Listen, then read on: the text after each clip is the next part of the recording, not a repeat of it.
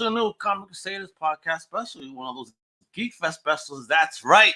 And today we got the actor and the filmmaker behind an awesome film that's also touring the circuit on GeekFest Year 8. I mean, it's let's get real. It's about our favorite Canadian, right? Hands down, I'm sure, across all of America. First up, the one and only Jeff Hanson. What's going on? Hey, thanks for having me, Al, man. Good to be here. Yeah, thank you. And the man himself, everyone's favorite Bob. Hey. Jamie! Yeah. What's going on, bro? Yeah, I wish I had the effects to make him pop out right now. It would have been glorious. Yeah. Snick. There you go. Yeah. Oh, hey, man. Great intro, man. You got the 3D floating text. This thing's really pro a tight ship. Yeah, it really is, especially when we got a tight ship of folks like you that are uber talented. That's a tight ship. I mean, I just thought, wow, James. That's the name of the film, folks. It's a short film based on everybody's favorite Canadian, like I said, Wolverine, the one himself. But this is even before that. I really want to get into it because the story, the way it's told, and just the emotions of going through there is like, okay, wait a minute. This is like modern setting, but early on. If you will, if you catch my drift. So that's what it looked like to me. Like, okay, something really crazy is going on here. Yeah. So a little bit about your I want to know about your fandoms first before we get into anything else. Your geekdoms. So Jeff, how did your geekdom start? What was that definitive moment you said I love this stuff, and then you know the way you went from there? Oh, for sure. Definitely, I was a big comic kid in childhood. I loved kind of living in that world, superheroes, and Wolverine was definitely like tops up for me. Him, Spider-Man. Wasn't until later till like I started getting into Batman and all that kind of stuff and really appreciating the depth. But and then everything kind of grew from there, and my love for action movies and kind of growing up with those kind of influences too. And now to see how action movies and these superheroes and comic books are just merging into this like new medium of kind of cinema is been pretty kind of incredible, like kind of experience. Give me an example of your first comic and then your first action film that you fell in love with. Okay, so if we're going comic, I would, touching back, if we're sticking with Wolverine, I loved those original like kind of Claremont Miller runs. He kind of, Frank Miller always did nice things with the comic characters I love, right? Taking them in that different kind of hardcore direction. So that's something that definitely stuck out for me. And I can't not say Maximum Carnage as a little kid growing up in the 80s, and then in the 90s and like dropping into that. And then for if we're getting into cinema, I got to go Die Hard, man. That's my that's my bread and butter. I like the everyman fighting through adversity and also taking a beating. So I guess that's why I like Wolverine too, right? He comes out unscathed, but he gets pretty scathed throughout the process, Bruce would have made a badass Wolverine. Yeah, back in the day, for sure. Put those chops on him. Yeah. And okay, so before we move on to Jamie, I gotta ask this. You said Die Hard. Is Die Hard a Christmas movie? You asking me? Would you consider it a holiday film? I mean, I think if enough of the population insists that it is, which clearly, if you ask Twitter, they do, then yeah, it is. Deck the halls as far as I'm concerned. Deck the halls with some blood and bombs. Where about it? Yeah. Exactly. All right, so Jamie, what about you? What were your starts into your geekdom, if you will, or nerddom? My first real passage in, I think, would be the 90s X-Men cartoon. That was like, I inhaled it. Every time it was on TV, I was forget what else I'm doing. I'm watching it. Also, I had some very good parents that for Christmas one year got me a super illegal bootlegged, like they got the whole thing on DVD, but this is before like some of the kids are listening to this being like, yeah, so what? And I'm like, no, we didn't have the internet. You had to like go somewhere in like a stingy part of town and trust the right guy. Yeah. Give him money, and 3 weeks later you get it. Anyway, they got it for me. The 90s X-Men is really my my origin story into nerddom. But you're talking about those DVDs though. Before we move on, hold on. Yeah. I feel like going into the treasure trove. DVDs. Fantastic my Four God. series, the bootleg, the whole. Oh shit! Look at this. The whole Iron Man. Look with the look how bad the Oh, back. yeah, Yo, totally. that's right. That's right. Like We the had to get, off-center text kind of thing too. Yeah, exactly. Look right here, the Secret Wars. oh my. I mean, totally Yeah. bootleg. Wait a Totally. second. Hey, Are you bootleg Bobby _69? Are you the guy that we were emailing for all these copies? oh shit. Got him. Yo, yeah. So that was I picked those up in the hood. Your parents are awesome. Yeah. They were definitely going to bad parts of town as they scoop this stuff up. They went up and above, in hindsight. And that's really how I got into X-Men and Wolverine. Also, to top that off, when I found out he was Canadian, I was like, game's over. I've picked my side. He's my favorite character. But I mean, later in life, I actually didn't even get into reading comics until I was probably 18, 19, like a bit older. Okay. And that was when I met now a dear friend of mine, but a guy by the name of Mark Meir, who happens to do the voice of Commander Shepard on the Mass Effect series. He's Shepard. like, yeah, he's from Edmonton, back my hometown. Shout out. Shout out. Yeah, at me.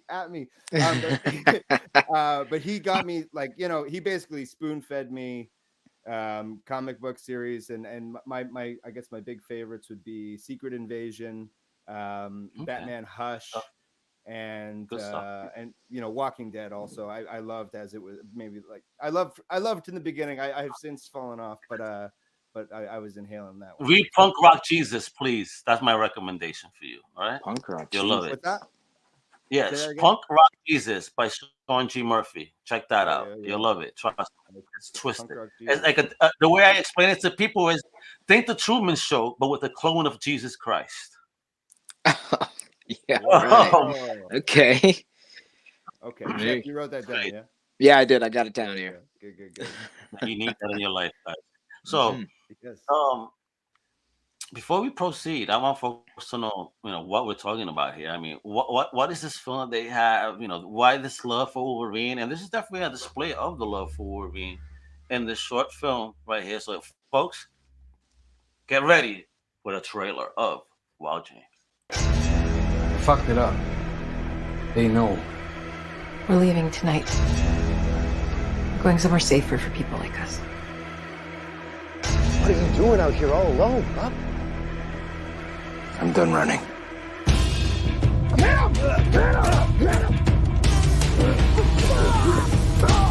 James!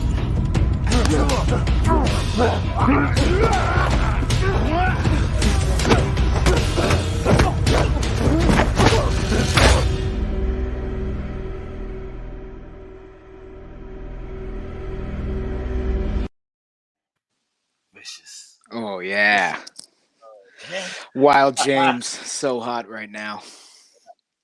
Yo, that is wild. Just in the trailer, but I didn't get to see the film. And fantastic job, fellas. Fantastic job. Thank you. Thanks much.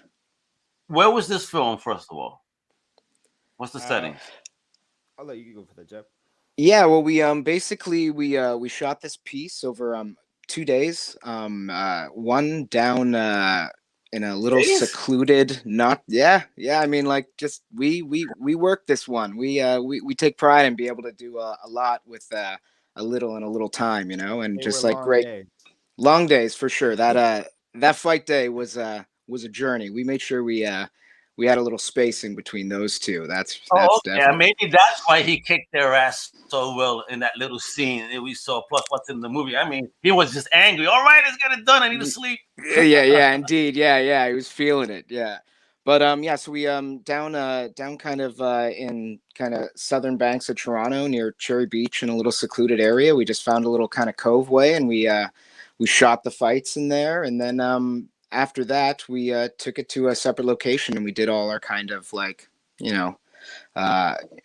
emotional scenes, as you'd call it, to kind of really get deep into like what makes Wolverine tick, right? Because there's there's that thing about him, right? He's like, he's the best there is at what he does, but what he does best is not very nice. But one thing about that guy is like, he does that for the people he loves, and he'll live a life of seclusion to make sure the people he cares about are safe. So yeah, that's what we really love about that guy. Mhm. Excellent. And Jamie, man, who was handling that choreography, man? Because that was some really kick butt stuff. I hope no one got hit. Well, I would love to tell you that nobody got hit. But I definitely have some B-roll of me punching at least a couple people for real in the face and body. And man. it was a long day. Everybody was tough, and we got through it. Yeah, man. I just want actually, it's interesting you asked that. Jeff, it was the fight choreographer on the. Oh, word? Yeah, bud. Yeah. Oh, yeah, I mean, we were really blessed. We had Jeff Hanson as fight choreographer. We also had a guy called Chris Cordell, who's our stunt coordinator, who's like, it was definitely one of those. We asked someone who was quite experienced and professional and established, and he just loved the idea and thought, well, I'm going to come help these guys pro bono. And so, like, I know I learned a lot. I think Jeff took a lot from him as well. For sure. He took what we had and blew it up. So it was, this was like truly just the right people got put in the right places and really executed to the max. It shows, man. Yeah. Quality. I mean, and the good thing too, like Jamie, like he did all that himself, and all the actors on set, like they were all doing it themselves. No stuntmen or specialists brought in to do these things. Just like a bunch of gunners with some true grit, and a couple crash mats, and some good filmmaking too by our director and co-creator AJ that was involved. He really he had an eye for it. He shot it too, and like as he was moving around, he was just kind of editing in his brain, as he was going. So yeah, great work. Shout out for sure. Yeah, I mean, great job. Indeed. I mean, because Jamie, you were flipping cats in this film. Flipping them, and now you're telling me that these cats they did all the stunts themselves. I mean, wow. I'm pretty sure that some of those painful moments were truly painful for them. Yeah, I was like, yo. Hey, listen, I took a couple too. I'm just taking credit for the ones I gave. I've been training Muay Thai now pretty regular, kickboxing for those that don't know, for the past few years, and pretty aggressively 3 or 4 times a week. And so, I mean, that was a punishing day for sure. Was there some capoeira? Do you know too? Because there was a move there that looked like some capoeira move that you almost took somebody's head off. I don't know capoeira, but Jeff taught me that basically. Basically the week before. I was like, oh man, it only took like 2 times and he had it, so it was easy teach. Yeah, well, a good teacher knows how to pick their students, So Jeff, how long you been doing this, man? Action choreography and whatnot. Where Action Can Films came from, the company that I helped start with a couple good friends, Benjamin Blais, kind of our creative director, and John Fleming, another co-founder. We all like kind of Johnny Blais's cousin. Big shout out. Oh, maybe, we don't know. We're still waiting for the blood test to come back on it. We sent it away for see where he's from and everything. But we basically we started by making theater together, and we all helped run a theater, the Storefront Theater in Toronto, which was a big indie theater for a number of years. But we all kind of met doing the Scottish play Mackers, and Ben, another one of the creators of Action Can Films, and myself both played Macduff and Macbeth, and we did this epic fight that for high school kids that we got a slow clap standing ovation for. And I had happened to like just kind of choreograph the end of it because I was like, this would be cool. And the regular choreographer was like, yeah, that's all pretty good. Neat. And then, from there, I just started building fights for people that needed a fight director on the cheap. And I was like, kind of, this new guy that just, not a lot of experience, but grew up with a lot of love and appreciation for, Mortal Kombat, as some might say, and the art of like selling fights and selling the pain and telling the story through violence. And that's what I always appreciated. So we've been doing it kind of professionally now for 2 years, but before that in theater for about 5 or 6. And yeah, we hope to do it for many, many more with this company. Well, man, with the way you went with the film here, I mean, definitely action packed and whatnot. It was fun, but it was deep. Jamie, want to ask what version of a Wolverine did you really dig into here? Because you played him different. Yeah. Yes. I approached Action Can Films. I suppose I want to start from the beginning. I guess I saw online, as I'm sure we've all seen online. There's a lot of banter about who the next Wolverine is going to be, right? Who is it going to be? Is it going to be Kit Harington? Is it going to be Henry Cavill? All these names are being shut out. And as I was reading these names, I'm a working actor in Toronto. I don't have the visibility that a lot of actors in LA have. And I happen to be from the same part of the world that Wolverine is from. And so I thought, if no one else is going to put their hand up, I should try as best I can to insinuate myself. And so I approached the Action Can guys and said, here's my idea. We're going to do something new. We're going to do some sort of new take on an old Wolverine and try and make this thing go viral, try and pay homage to, our nerd culture, and at the same time have the fun of actually just getting to do it. Even if the casting is long done and this never amounts to anything, at the very least, we got to make our Wolverine movie. And so, we all agreed it had to be new. It had to be, I don't just do an old version of the character that was just retired. And so I went through some comics, and the one that I really latched onto was the Wolverine origin series. Okay. And the reason I loved it was because it showed him when he was young, and it showed him when he was frail and when he was bullied, and it showed his first relationship with this Rose character who makes an appearance in the film, and Smitty and their love language, and how that really, that's a common that's sort of a stalwart thing for Wolverine, right? Is like the girl he can't have who's in love with some other guy. And so I love that. I love the vulnerability of him. We haven't seen him like that on the screen. And yeah, again, like the frailness. He's not this steroided up, monster yet. He's still learning about his powers and struggling with them. And, he hasn't had the adamantium injected. And so I love that. That being said, a movie that takes place in 1800s is expensive to shoot because you need costumes and everything.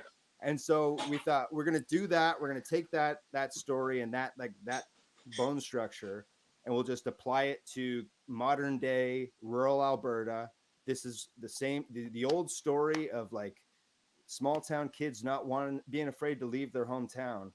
They're on the run, and the bad guys find out where they are, and so then they have to make some decisions about. And it's well done.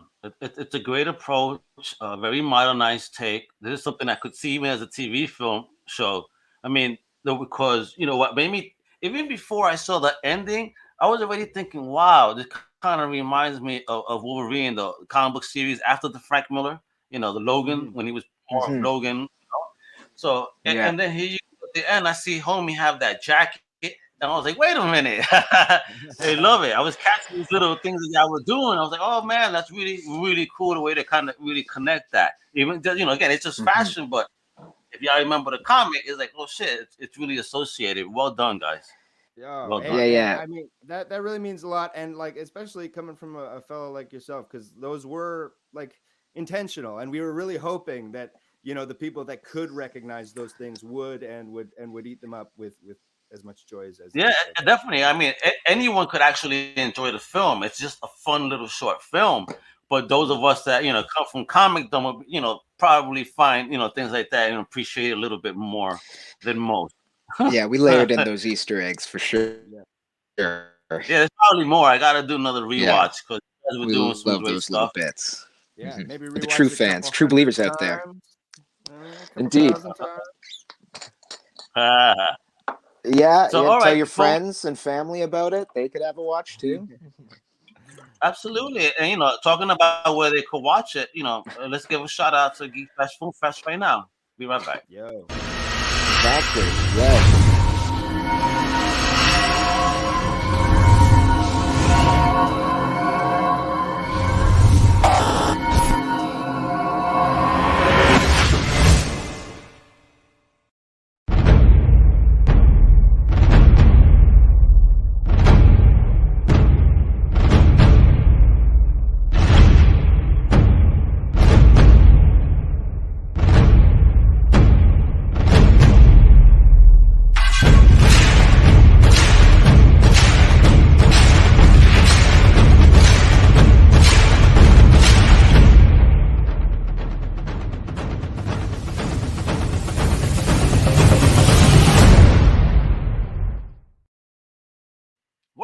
Shout out to Bill Owens. Yeah.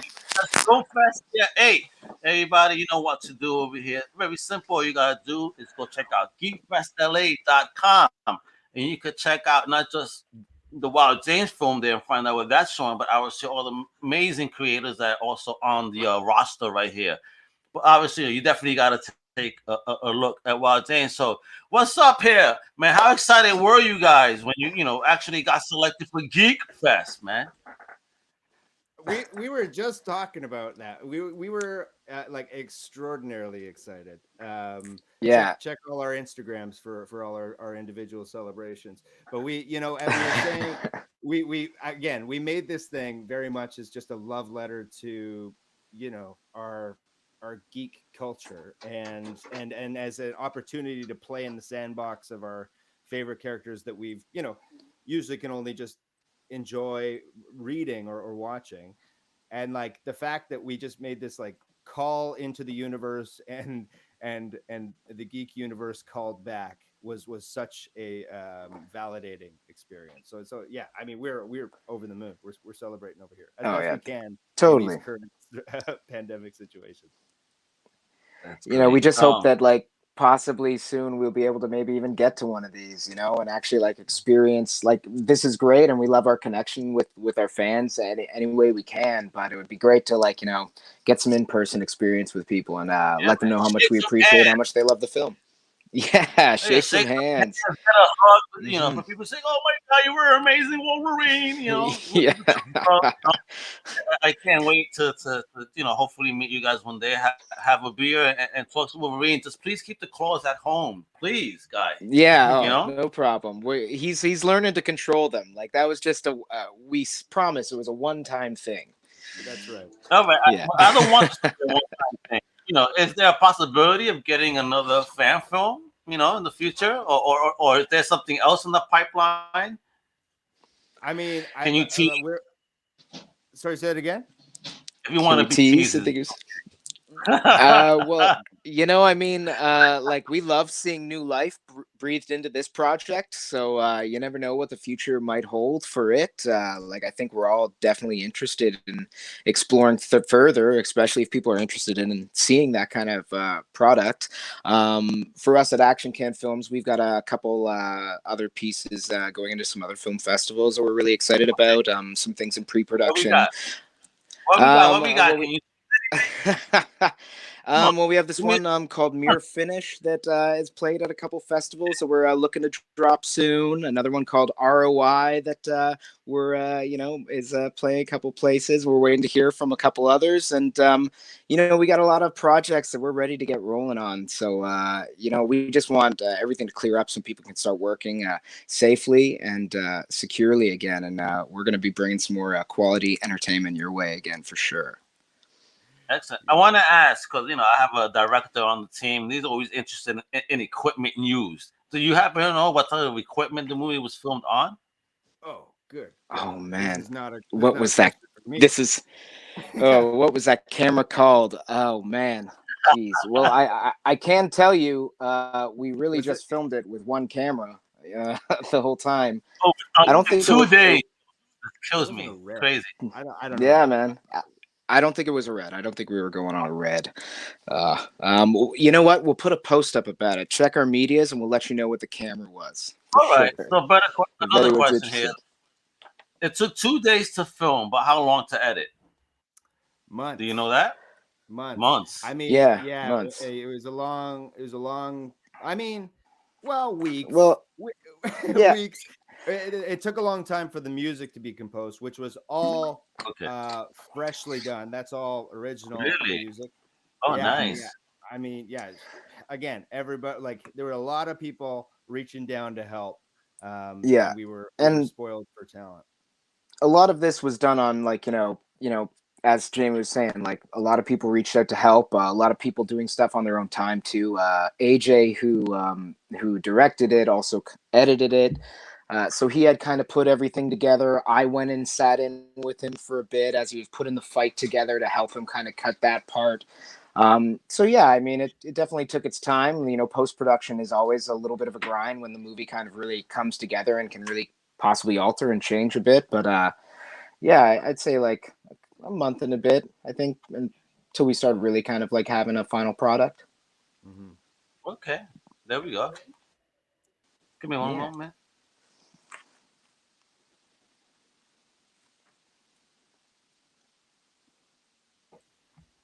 Sorry, folks. That's what happens on live television. I said television, live stream. It feels like television. Indeed. It's a lot of fun. You know what I mean? I have a great time here, for real. You guys all awesome. You're one hell of an action choreographer. I can't wait to see more. Were you a kung fu movie fan as well back in the day? Yeah. I would say, like, if in terms of like my choreography and like my storytelling in fights, Jackie Chan was a massive influence for me. The way that guy, like the way he traveled during his combat to like kind of make people keep up with him, kind of like play a little catch up, cat and mouse. That was a heavy kind of influence on me. So all those old kind of kung fu movies are very interesting to me. And actually, we got something coming up in the pipeline. We got our first kung fu piece coming your way soon. So yeah, we'll be it'll be good. The sidelines, I'm here for you. Okay. Oh yeah, I'll keep it on the back burner for sure, man. Hey, man, you got to send me your CV.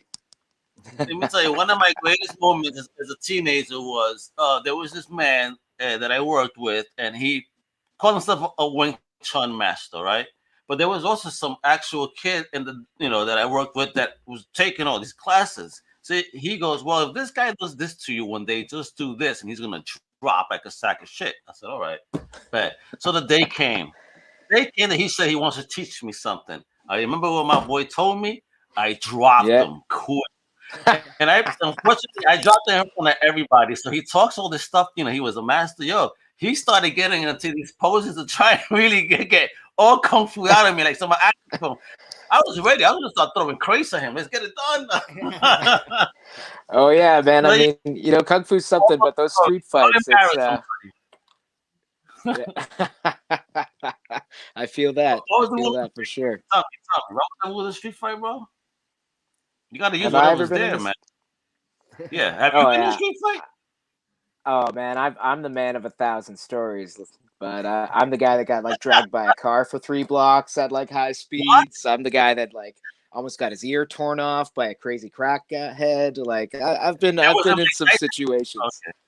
Okay. No knife. I've been lucky. In those kind of situations. No one ever wants to reach actual violence. I've been attacked and been very fortunate to come out on top and lucky. And I mean, you always want to be careful in reality. And we have a lot of respect for what we do, and taking care of the people on set. I just happen to have a couple real life situations to pull from to put out creatively. So. I use what I got. Let's do that here right now in this scene. Okay. I love it. What about you, Jamie? Before we go, man, you're playing Wolverine here, but have you ever had one of those Wolverine brawler moments in real life? I mean, I've been threatened a number of times. I've been very fortunate not to, like, I don't know. How do you not incriminate yourself with that fucking question? There's some dude who's gonna like get this stream in 10 years, and you can be like, yeah, that's the actor who did it. He's the guy.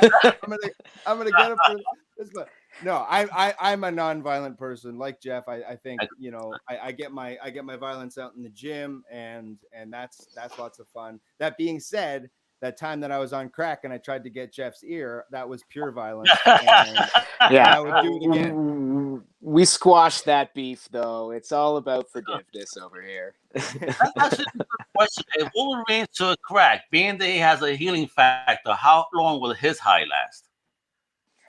Oh, yeah, I feel like it'd be a quick high. Do you think they play that thing with him that he has to drink so much beer that it's hard for him to get drunk, kind of thing? I imagine sure, so. because he has a healing factor. I mean, look at the Flash, for example. He has a healing factor, and there's only like one drink in the world. There's some super cosmic drink that gets him, bent for like just 60 seconds. He feels drunkenness, and that's it. Right. Yeah. Right. He can actually have a conversation with someone at that point. If it's a conversation, because the other person is just slurring their speech, is that a conversation? Or are you just trying to understand some different language? Is this pig Latin? What do you? Maybe you're just a good listener at that point. And folks, just to repeat earlier, again, 90s bootlegs. This is what they look like. Yeah, I even have a hot dog bootleg. Big ups for the 90 bootlegs. Shout out bootlegs. Yeah, but I mean, for real. And they used to try to be all clean again. Look at this, hysterical. Oh yeah. I'm glad you guys mentioned this because I still have these things. It's amazing. Man. I can't throw them away. I don't even have a DVD player. They just sit on my shelf as a trophy. Behind me, I have a VCR and a DVD player hooked up to a projector to be able to film. Oh, yo. Yeah. I thought you were gonna say in the same TV at that point. Never let go, Al. Never let go. Videotape, folks. Spawn. There he is. Oh my god. Yeah. Oh my god. I'm old. That's what these white hairs mean. I didn't dye these guys, right? Natural. Yeah. Looks good. Silver Fox. Silver Fox. No, there we go. All right. So, guys, thanks, man. You guys were awesome. They were fun, man. I love the movie Wild James. I really want to see more. Jamie, I think you did fantastic in the role. And brother, you really taught him what to do here, man. The moves, brother. The moves are amazing. Oh, thanks, man.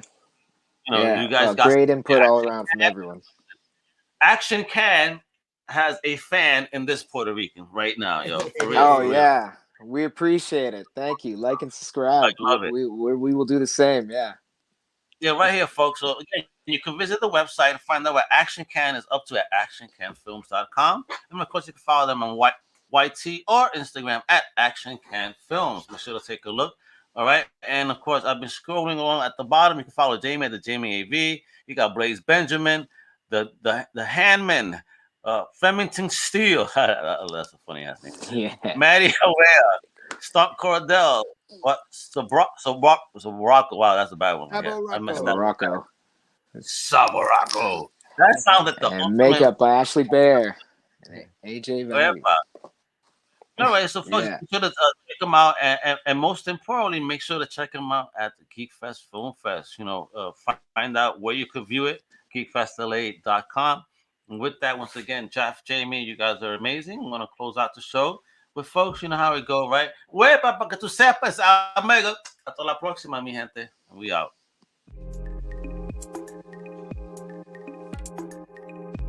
Thank you. We hope you've enjoyed this Comic Crusaders production. For real-time news on all things pop culture, please feel free to follow us on social media. For articles, original content, merchandise, and more, please go to www.comiccrusaders.com. Also follow along with all of the websites in the Comic Crusaders family.